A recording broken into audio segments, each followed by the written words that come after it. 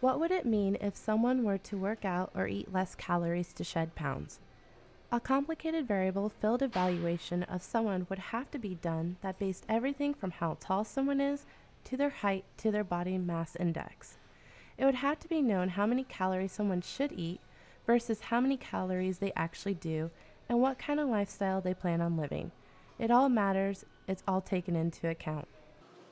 For some Nebraskans that are morbidly obese, diet and exercise is just not enough. Some look into the medical community for other options such as surgery.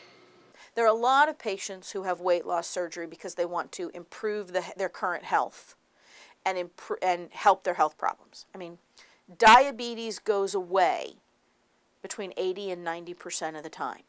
High blood pressure goes away about 2/3 of the time. High cholesterol goes away about 90% of the time.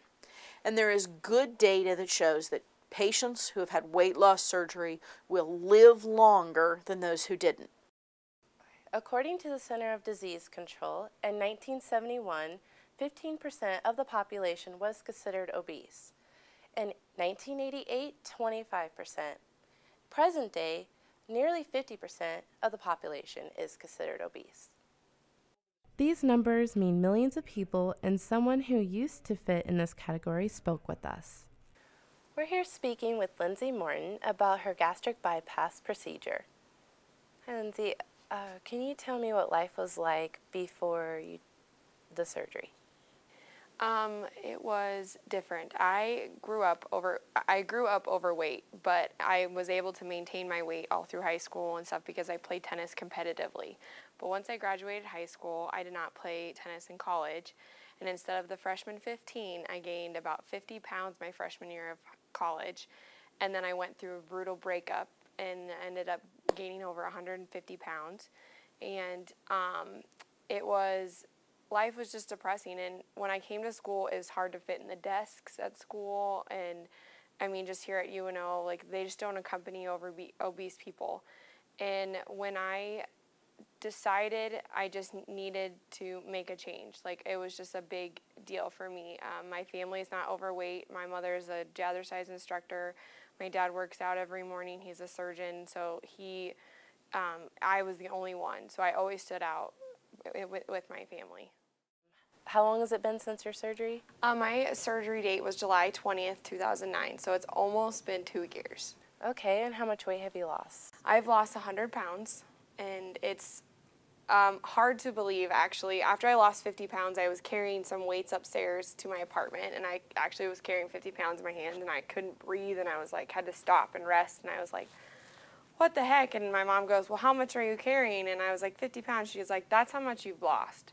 And she's like, that's what you were carrying around for some odd years of your life. And I was like, oh, wow. It didn't really hit me until you get the compliments and you see things and you see the changes and stuff like that. So it's been pretty amazing. And I've maintained the minus 100 pounds for almost a year now. So I lost about 95 pounds in 8 months. We don't actually talk to patients about the amount of pounds that they're going to lose. We talk about the percent they're going to lose. So, for example, a patient who's 100 pounds overweight when they start can expect to lose about 10 to 15% by 2 weeks. And they can expect that they'll lose about 40% by 6 months. And they can expect that they will lose about 70% of what they need to lose by a year to a year and a half. What has been the biggest change in your life since the surgery? The biggest change for me has been my attitude and my wardrobe. I've had to replace my entire wardrobe. These were the jeans that I've lived in. I had one pair of jeans.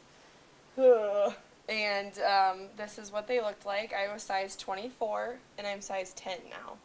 And so it's a big change to have to replace absolutely everything in my wardrobe and clothes. I mean, especially now, growing up and getting a career, I had to buy all new business casual. Lindsay's operation was the gastric bypass procedure, but it certainly isn't the only type of weight loss surgery.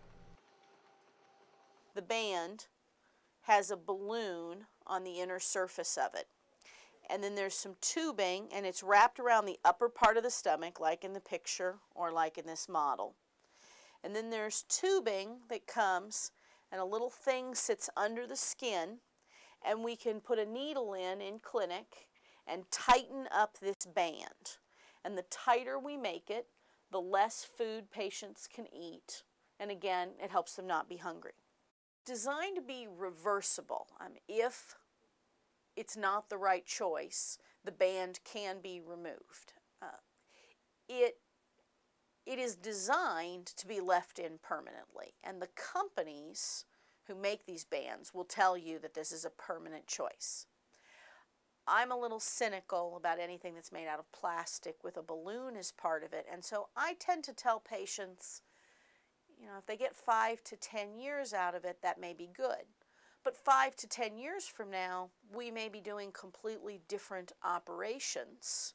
We may have found a better choice. We may have come up with better medical options. You said that there's certain foods you can't eat anymore. Tell me about that, and has the portion sizes changed? When you first start out surgery, the most that you can drink, actually when you're in the hospital, they don't let you leave until you can drink 1 ounce of liquid an hour. So I was able to do that, but as soon as I got home, it got down to the point where I could only drink ½ an ounce of a liquid an hour for a couple of days. And then eventually it grows and bigger, and now that I'm about almost 2 years out, I can eat at a sitting, meal sitting, breakfast, lunch, or dinner, I can eat about a cup of food at a sitting. Eating less is what makes the gastric bypass surgery so effective. Surgery can change your life for the better, only if you take it seriously. For Overweight State, I'm Brandi Rollins.